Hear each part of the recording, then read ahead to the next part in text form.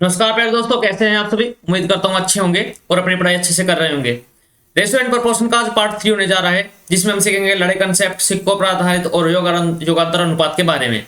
तो देर न करते हुए क्लास स्टार्ट करते हैं। अगर आप चैनल पर नए हैं तो चैनल को सब्सक्राइब कर लीजिए और बेल आइकन को प्रेस कर लीजिए, जिससे आप आने वाली सभी वीडियो के बारे में अपडेटेड रहे। तो चलिए यहाँ पर हम बात करेंगे सबसे पहले कंपोनेंडो एंड डिविडेंडो के बारे में, जिसको हम बोलते हैं योगांतर अनुपात। योगांतर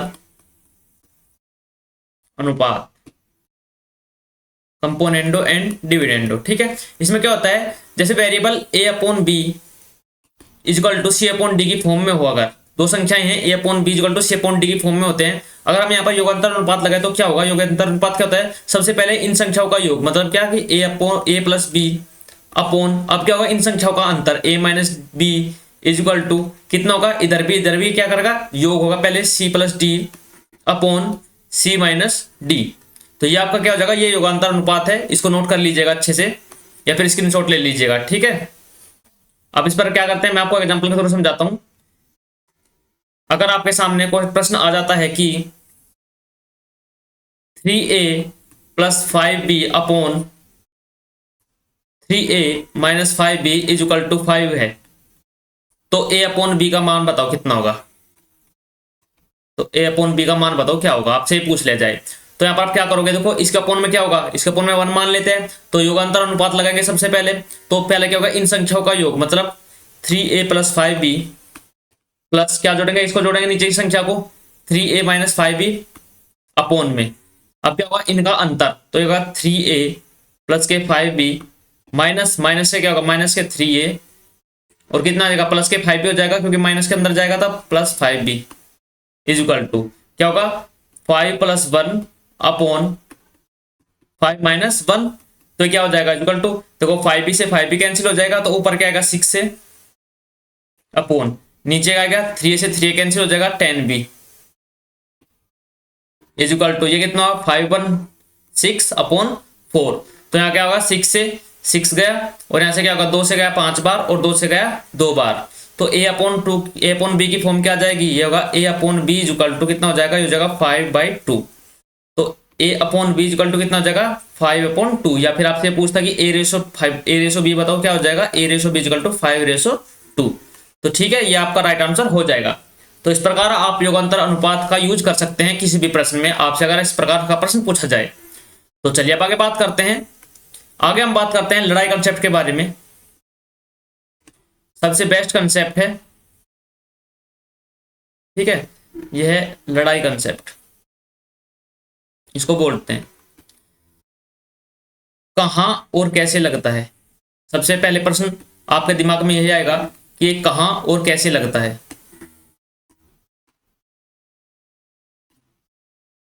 ठीक है, तो हम बात करेंगे जब किन्हीं दो संख्याओं का जो फॉर्मेट होता है वो क्या हो, वो हो कि a plus B is equal to C. अगर ये फॉर्मेट होता है तो क्या होता है, इसका यूज करते हैं। ठीक है, मतलब अगर आपको बोल दिया जाए कि कोई दो संख्याएं हैं, उसमें 15 प्लस 15 जोड़ दिया जाए तो नया अनुपात बन जाएगा। तो ये तो है कि अगर दो चीजें किसी में जोड़ दी जाती है तब कोई नया चीज बन जाए। ठीक है, तो आपको मैं एग्जांपल को थोड़ा समझाता हूँ, मतलब इसको दूसरी थ्योरी में समझिए। ए का रेशो, मतलब कोई ए है, तो ए का रेशो क्या है, ए का रेशो पी अपॉन पी अनुपात में, क्यों पी रेशो क्यों है। ठीक है, इसमें क्या हुआ, इसमें कुछ हमने जोड़ दिया, x जोड़ दिया, तो b का रेशो कितना हुआ, तो यहां पर क्या हुआ, b का रेशो ये हो जाएगा, b का रेशो हो गया r अनुपात s। ठीक है, यहां पर हम जोड़ भी सकते हैं और इसको घटा भी सकते हैं। यहाँ पर ऐसे लिखता है घटाने पर, या तो जोड़ने पर या घटाने पर क्या हो जाए, नया अनुपात बन जाए। मतलब अब इसकी थ्योरी समझाइए कैसे होता है। माना ऐसे बोलते हैं प्रश्न में कि दो संख्याओं का अनुपात 7:3 है, यदि प्रत्येक संख्या में 10 जोड़ दिया जाए तो नया अनुपात 7:10 है, तो दोनों संख्याएं बताओ क्या हो जाएगा।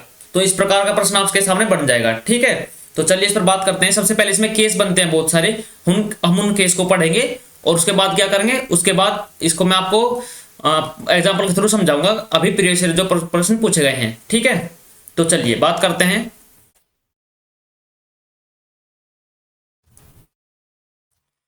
सबसे पहला केस क्या है, यहां पर लिखते हैं। पहला केस क्या है?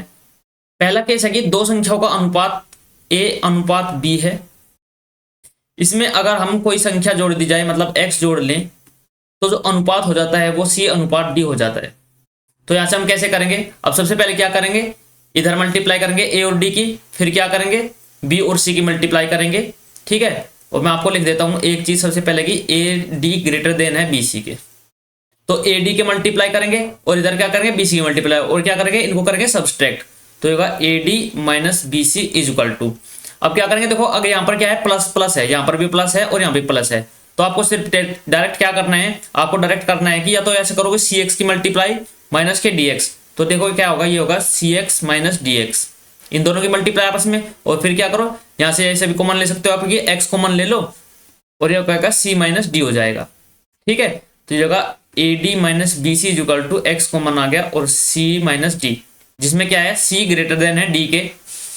आपको बस ये याद रखना कि सी ग्रेटर देन है डी के, अगर डी बड़ा होगा तो डी आगे आ जाएगा, सी बड़ा होगा तो सी आगे आ जाएगा। ठीक है, आपको ऐसे करना था। आगे हम बात करते हैं दूसरा केस क्या है। दूसरा केस है कि दो संख्याओं का अनुपात a अनुपात b है, अगर उसमें से x संख्या घटा दी जाए तो नया जो अनुपात हो जाएगा वो c अनुपात d हो जाएगा। तो अब वही काम करना है आपको, क्रॉस मल्टीप्लाई करना है, ad minus B C equal to, अगर साइन चेंज है तो क्या होगा, घटेगा, साइन चेंज होने पर क्या होगा, घटेगा, तो x कॉमन लेंगे और फिर क्या हो जाएगा, या फिर आप लिख सकते हैं सी एक्स माइनस के डी एक्स, यहां पर ये भी कर लेते हैं। ठीक है, c ग्रेटर देन d है, ये दूसरा केस हो गया। अब हम बात करते हैं तीसरे केस के बारे में। ये दूसरा केस हो गया, ये पहला केस है। अब तीसरा केस क्या आता है, अगर उसमें क्या हो, तीसरे केस में क्या है, तीसरे केस में क्या है, दो संख्याओं का अनुपात a अनुपात b, एक संख्या क्या हो इसमें, a में तो जोड़ घटा दिया जाए और b में क्या हो, b में जोड़ दिया जाए, तो अनुपात c अनुपात d हो जाता है। मतलब दो संख्याओं का अनुपात a अनुपात b है, अगर a से x घटा दिया जाए और b में x जोड़ दिया जाए तो अनुपात क्या हो जाएगा, c अनुपात d हो जाएगा। तब कैसे याद करेंगे, तब क्या करना है, वही काम करना है, ad माइनस बी सी, तो करेंगे हम क्रॉस मल्टीप्लाई करेंगे ad माइनस बी सी, और यहाँ पर देखो अगर साइन अलग अलग है, एक तरफ प्लस है एक तरफ माइनस है, तो क्या होगा, इनको जोड़ देंगे तो यह आएगा सी एक्स प्लस के डी एक्स। ठीक है, और चौथा अनुपात क्या होगा, तो चौथा केस है वो क्या हो जाएगा, चौथा केस है कि a अनुपात b है, पहले में क्या होगा, जोड़ दिया जाए और दूसरे में घटा दिया जाए, तब क्या होगा, अनुपात c अनुपात d हो जाता है। तो कैसे करेंगे, करेंगे ad minus B C is equal to क्या होगा, सी एक्स प्लस के डी एक्स। ये आपको चार केस है, इन्हीं पर आधारित प्रश्न पूछे जाते हैं, किस में जोड़ेगा, किस में घटाएगा और किस में जोड़ देगा या फिर घटा घटा दे देगा। ठीक है, तो इस प्रकार इस पर प्रश्न पूछे जाएंगे। तो अब मैं आपके लिए प्रीवियस ईयर क्वेश्चंस करवाता हूं जो पूछे गए हैं, जिस पर लड़ाई कंसेप्ट पे हम जिनको आसानी से सोल्व कर सकते हैं। देखो इसमें सबसे ज्यादा यूज होता है वो होता है इसका यूज एज में। ठीक है, एज में भी कर सकते हैं और भी प्रश्न में कर सकते हैं, तो मैं आपको दोनों तरीके के प्रश्न कराऊंगा, एज में कैसे करेंगे और अगर दूसरे टाइप का प्रश्न दे दे तो वो कैसे करेंगे। तो चलिए क्लास पे करते हैं हम प्रीवियस ईयर प्रश्न जो पूछा गया है अभी। तो चलिए प्रश्न क्या है कि दो संख्याओं का अनुपात 5:7 अनुपात में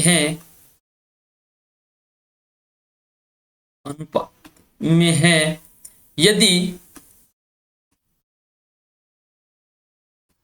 उन दोनों में से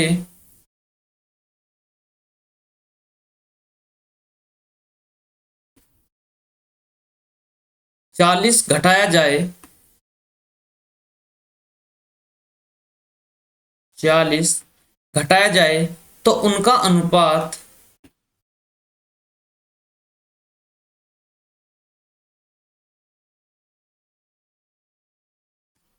17:27 हो जाता है। तो उनका अंतर बताओ, किसका, जो संख्याएं हैं इनका अंतर पूछ गए। देखो क्या बोला गया कि 5:7 के अनुपात में, आप इसको कैसे लिखेंगे, आपको क्या करना है, आपको लिखना है कि 5:7 के अनुपात में। ठीक है, तो यहाँ लिखेंगे 5:7। अब अगर यदि उनमें से 40 घटाया जाए, तो अभी हमने आपको बताया है कि अगर घटाया जाए तो क्या हो जाएगा, देखो 40 घटाया जाए, इधर भी 40 करेंगे और इधर भी 40 लिख देंगे, तो क्या होगा 17:27 हो जाता है। तो जो अनुपात हो जाता है, नया अनुपात कितना होता है, 17:27 हो जाता है। तो अब क्या होगा, देखो ए और डी की मल्टीप्लाई, 17 पंजे कितना होगा 135, 27 पंजे 135 और 17 7 कितना हो जाएगा 119 इज इक्वल टू, अब कितना होगा देखो 40 कॉमन ले लो इसमें से, सी एक्स माइनस डी एक्स हो जाएगा, तो 40 और इन दोनों का अंतर कितना हो जाएगा गुना में 10, ठीक है। तो यहाँ पर देखो कितना हो जाएगा, ये हो जाएगा कितना 16, इनका अंतर कितना है 16, तो 16 की जो वैल्यू है वो कितनी है 40 गुना में 10, तो इसको 4 से काट सकते हैं 10 बार, 4 से इसको काटते हैं 4 बार, और 4 से इसको कितनी बार काट सकते हैं 25 बार, तो एक की वैल्यू कितनी आ जाएगी, एक की वैल्यू आ गई 25। अब हमसे पूछा गया हमसे पूछा गया कि अंतर बताओ, हमसे पूछा गया उनका अंतर, तो देखो इनका अंतर कितना है, अंतर है 2, अगर एक की वैल्यू 25 है तो 2 की वैल्यू कितनी हो जाएगी, 2 की वैल्यू हो जाएगी 50, तो ये आपका राइट आंसर हो जाएगा कि जो 50 है आपका राइट, उनका अंतर है, संख्याओं का अंतर, ये आपका राइट आंसर हो जाएगा। तो आसानी से आप इस क्वेश्चन को सोल्व कर सकते थे, लड़ाई कॉन्सेप्ट का यूज कर सके। चलिए अगला मैं प्रश्न आपको समझाता हूं क्या है। अब एज में कैसे यूज करेंगे इसका, वो मैं आपको बता देता हूं। एज में कैसे प्रश्न का यूज करते हैं कि 4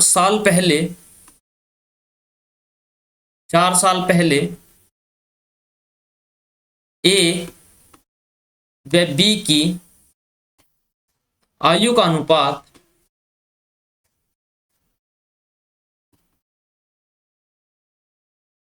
अनुपात 2:3 है,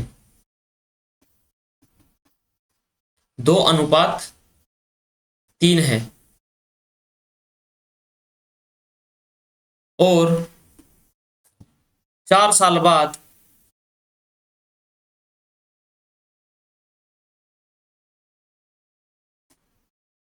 5:7 हो जाता है।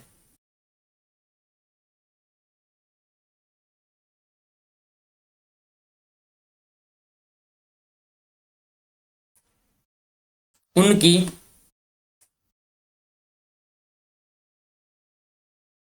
वर्तमान आयु बताओ। यह प्रश्न आपके सामने है। तो 4 साल पहले ए और बी की आयु का जो अनुपात है 2:3 है। अब यहां पर लिखो कितना है 2:3 है। अब क्या है 4 साल बाद, देखो यहां पर क्या है 4 साल पहले और 4 साल बाद, तो क्या होगा ये दोनों क्या है, देखो एक तो बोला 4 साल पहले, एक बोला 4 साल बाद, तो कितना हो जाएगा, इन दोनों को जोड़ लेंगे तो कितना हो जाएगा 8 साल का अंतर है। तो यहां पर करेंगे प्लस के 8 साल और प्लस के 8 साल, तो कितना हो जाएगा यहां पर कितना हो जाएगा 5:7। क्यों 8 क्यों जोड़ा हमने, क्योंकि ये 4 साल पहले था, तो यहां से जब ये 4 साल पहले था तो वर्तमान में 4 साल तो में जुड़े, और 4 साल बाद बोलेगा तो 8 जुड़ जाएगा, तो यहां पर आ जाएगा ये, तो क्या होगा एडी 7 चौड़ी 14 और 15 का, तो कितना अंतर आ जाएगा 1 की वैल्यू। अब यहां पर कितना का देखो 8 कॉमन है और इनका अंतर कितना है 2, तो 8 गुना 2, तो होगा 8 गुना में 2 कितना होगा 16, तो 1 की वैल्यू कितनी आ गई 16। और यहां पर अब देखो कितनी उम्र हो जाएगी, ये तो हो जाएगी 32 और 48, लेकिन ये है कब, ये है 4 साल पहले, तो 4 साल बाद कितना हो जाएगा, इसमें भी 4 जोड़ेंगे और इधर भी 4 जोड़ देंगे, तो उनकी जो आयु है वो कितना है, वो 36 और कितनी है 52। तो ये आपके राइट आंसर हो जाएंगे कि जो आयु है वो कितनी है 36 और 52 है। तो इस प्रकार आप लड़ाई कंसेप्ट का यूज करके प्रश्न को आसानी से सोल्व कर सकते थे। इसके और अच्छे प्रश्न मैं आपको कराऊंगा प्रीवियस ईयर क्वेश्चन के भी, जो इसके बाद हम क्वेश्चंस करेंगे थ्योरी कंप्लीट होने के बाद, तब मैं आपको इसके अच्छे अच्छे प्रश्न करा दूंगा। तो अब हम आगे चलते हैं अपनी थ्योरी पर। अब हम पढ़ते हैं सिक्कों पर आधारित प्रश्न कैसे पूछे जाते हैं। सिक्कों पर आधारित, ठीक है, ये अनुपात का लास्ट थ्योरी है, इसके बाद समानुपात स्टार्ट हो जाएगा हमारा। तो चलिए अब बात करते हैं सिक्कों पर आधारित प्रश्न कैसे पूछे जाते हैं। यहां आपको सिर्फ एक चीज याद रखनी है कि प्रारूप गुना में सिक्कों की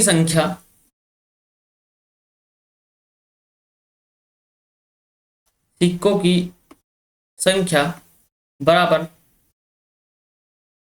मूल्यमान।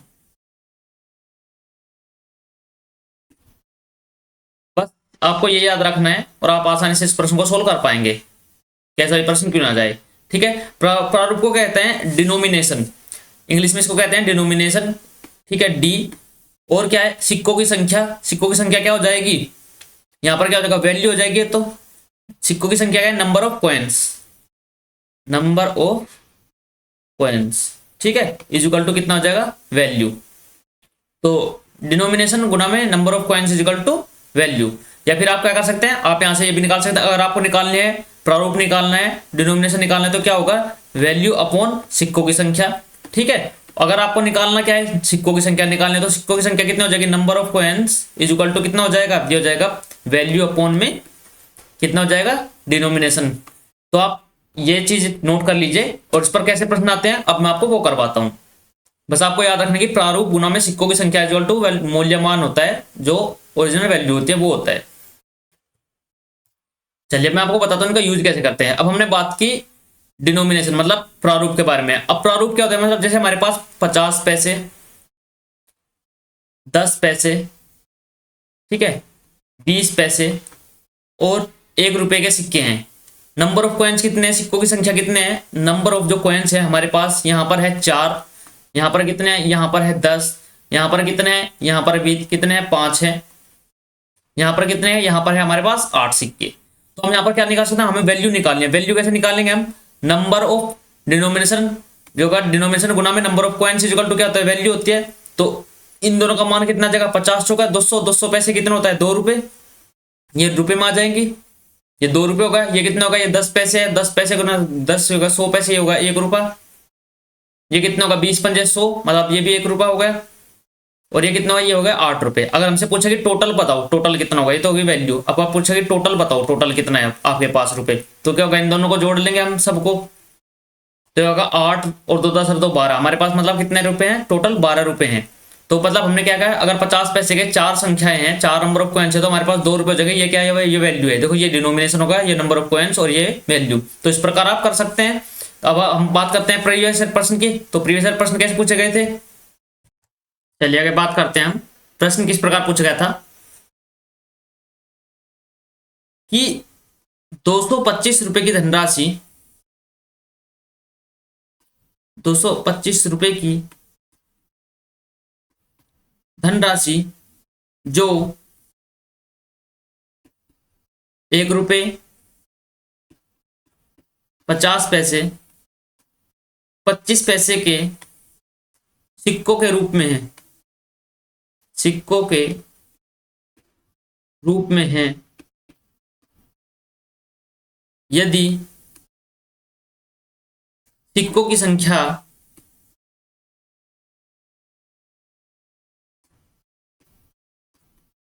8:5:3 है, तो 1 रुपए के सिक्कों की संख्या बताओ। 1 रुपए के सिक्कों की संख्या बताओ कितनी होगी। इस प्रकार आपके सामने प्रश्न है। तो यहां पर आपका देखो क्या दिया गया है, वैल्यू दे दी गई है 225 रुपए। धनराशि क्या है, डिनोमिनेशन दी गई है हमारे पास, क्या है डी की वैल्यू क्या दी गई है, डिनोमिनेशन है कि 1 रुपए का है, 50 पैसे है और 25 पैसे है। अब उसके पास सिक्कों की संख्या दे दी गई है। नंबर ऑफ कॉइन्स कितने हैं, एन ऑफ सी कितने हैं 8, यह है 5 और यह 3। अब यहाँ पर देखो क्या कर सकते हैं आप, इसको 2 तरीके से कर सकते हैं। पहला तरीका है कि सब कुछ पैसे में चेंज करो, ठीक है, और दूसरा है कि इसको रुपए में चेंज करो। तो आप जैसे मर्जी वैसे करना चाहते हैं कर सकते हैं। अगर आप यहाँ पर क्या करते हैं, आप इसको रुपए में चेंज करते हैं तो कितना हो जाएगा, ये होगा 8 गुना में 1 8 रुपए, ठीक है, प्लस ये कितना हो जाएगा 5 5 25। लेकिन हम इसको क्या लिख सकते हैं, हम इसको लिख सकते हैं कितना 1/2 रुपये, ठीक है, इस प्रकार तो लिख सकते हैं। उसको क्या लिख सकते हैं, इसको लिख सकते हैं 1/4 रुपीज। तो ये हो जाएगा 5 की मल्टीप्लाई करेंगे तो 5/2 प्लस ये कितना हो जाएगा 3/4 इज इक्वल टू क्या दी गई है, इसकी वैल्यू तो दी गई है क्या 225 रुपए, ये तो इक्वल है 225 रुपए के। तो यहाँ पर कैसे कर सकते हैं हम, एलसीएम ले सकते हैं। योगा कितना होगा 8 चौक 32 प्लस के 10 योगा 32 प्लस 2 दूनी 4 जो कितना हो जाएगा 10 प्लस के कितना होगा 3 अपोन में कितना होगा, अपोन में 4 होगा तो ये इधर चला जाएगा 225 गुना में 4 आ जाएगा। तो यहाँ पर आप क्या होगा 32 10 42 और 3 45। तो यहाँ पर देख सकते हैं 45 की वैल्यू जो आई वो आई कितनी आई 225 गुना में 4। तो ये होगा 45 पंजे 225 और कितना होगा 1 की वैल्यू कितनी होगी 20। तो 1 की वैल्यू 20 आ गई। तो हमारे पास क्या पूछा गया है, हमें पूछा गया है कि सिक्कों की संख्या बताओ 1 रुपए के। तो 8 सिक्कों की संख्या है हमारे पास, लेकिन हमारे पास क्या है यहाँ पर ये रेशो में है। तो 1 की वैल्यू अगर 20 है तो 8 की वैल्यू कितनी हो जाएगी, दोनों तरफ 8 की मल्टीप्लाई कर देंगे हम। तो इधर भी 8 की मल्टीप्लाई, तो जो 8 की वैल्यू आ जाएगी वो कितनी आ जाएगी, वो आ जाएगी 160। तो हमारे पास कितने सिक्के हैं, 160 सिक्के हैं 1 रुपए के, जो हमारा राइट आंसर हो जाएगा। तो इस प्रकार आप प्रश्न को आसानी से सोल्व कर सकते थे। आगे हम बात करते हैं, अगर सिक्कों की संख्या दे दी जाए तब कैसा प्रश्न होगा। अगर सिक्कों की संख्या, इस बार तो हमें धनराशि दी गई थी, लेकिन इस बार अगर हमें सिक्कों की राशि दे दी गई, सिक्कों की संख्या क्या होगी, तब हम कैसे प्रकार करेंगे प्रश्न को। सिक्कों की संख्या क्या है, देखो मैं डायरेक्ट लिखता हूं। जो सिक्कों की संख्या है वो क्या है, वो है 378। ठीक है, आपके पास क्या दिए गए हैं, यहां पर क्या है, डिनोमिनेशन आपके पास है कितने रुपए के, 1 रुपए का है, 50 पैसे और 25 पैसे। अच्छा, और नंबर ऑफ कॉइन्स क्या दे दिए गए हैं, ये किस अनुपात में है, यह है 13:11 और किसमें है 7। तो पूछा गया है कि क्या बताओ कि 50 पैसे के सिक्कों की संख्या बताओ। तो 50 पैसे के सिक्कों की संख्या क्या होगी, ठीक है, ये वैल्यू दे दी गई है, कितने 13 में है, ये 11 में और 7 में है। तो हम कैसे निकालेंगे, देखो ये दी है, ठीक है, वैल्यू।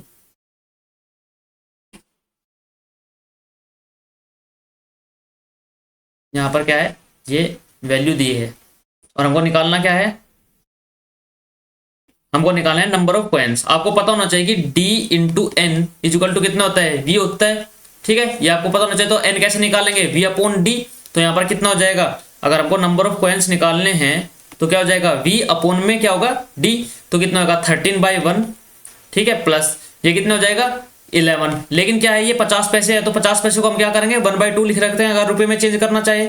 ठीक है, ना सिक्कों की संख्या में चेंज करना चाहे तो कितना होगा 1/2 हो जाएगा। ये सिक्कों की संख्या ला रहे हैं, इसको रुपए में चेंज कर लिया सब कुछ, तो ये कितना होगा 1/4 होगा। 1/4 कितना होगा 7 अपॉन 1/4, तो 4 के ऊपर मल्टीप्लाई इक्वल टू कितना हो जाएगा 378, 378। अभी देखो क्या हुआ, 13 प्लस के 22 प्लस के 28 इक्वल टू कितना हुआ 378। तो ये हुआ 28 22 50 और 13 कितना होगा 63। तो 63 की वैल्यू कितनी है 378। तो यहां से हम निकाल सकते हैं 1 की वैल्यू कितनी है, आप देख पा रहे होंगे कि 1 की वैल्यू कितनी आएगी, 1 की वैल्यू आ गई 6। तो हमसे क्या पूछा है, हमसे यहाँ पर पूछा गया है कि किसकी पूछी गई थी, 50 पैसे के सिक्कों की संख्या। हमसे पूछी गई 50 पैसे के सिक्कों की संख्या। अब यहाँ पर देखो सिक्कों की संख्या है क्या, ये सिक्कों की संख्या ही तो है, ये क्या है सिक्कों की संख्या। ठीक है, सिक्कों की संख्या है तो ये, तो यहाँ पर क्या है, ये 1 रुपए के, ये 50 पैसे, 50 पैसे की संख्या कितने हैं 22। लेकिन ये क्या है रेशो में, तो यहाँ पर 22, अगर 1 की वैल्यू कितनी है 6 है, तो 22 की वैल्यू कितनी हो जाएगी, 22 में 6 की मल्टीप्लाई करेंगे तो हो जाएगा 132। तो इस प्रकार जो सिक्कों की संख्या है वो कितनी है 132 है 50 पैसे के सिक्कों की संख्या। तो ऐसे आप आसानी से प्रश्न को सोल्व कर सकते थे। तो यहाँ आपकी आज अनुपात कंप्लीट होता है, अनुपात की जो थ्योरी है वो क्या हो गई, कंप्लीट हो गई। और अब आगे हम बात करेंगे कल की क्लास जो होगी, कल जो हम करेंगे, कल करेंगे समानुपात। और कल आपका ये चैप्टर कंप्लीट हो जाएगा, समानुपात की थ्योरी कंप्लीट हो जाएगी। उसके बाद इसके हम प्रीवियस प्रश्न करेंगे बहुत सारे, और अब फिर नया चैप्टर स्टार्ट करेंगे। तो वीडियो अगर आपको अच्छी लगे तो लाइक कीजिए और चैनल को सब्सक्राइब कर लीजिए और बेल आइकन को प्रेस कर लीजिए, जिससे आप आने वाली सभी वीडियो के बारे में अपडेट रहें। कल आपके लिए बड़ा सरप्राइज है, एक क्लास जो मैंने बताई थी अपलोड करने जा रहे हैं, जिसमें हम करेंगे CGL और CHSL के प्रीवियस क्वेश्चंस। तो जल्दी मिलते हैं अगली वीडियो में, तब तक के लिए take care, bye bye, love you all, जय हिंद, जय भारत, जय मां सरस्वती।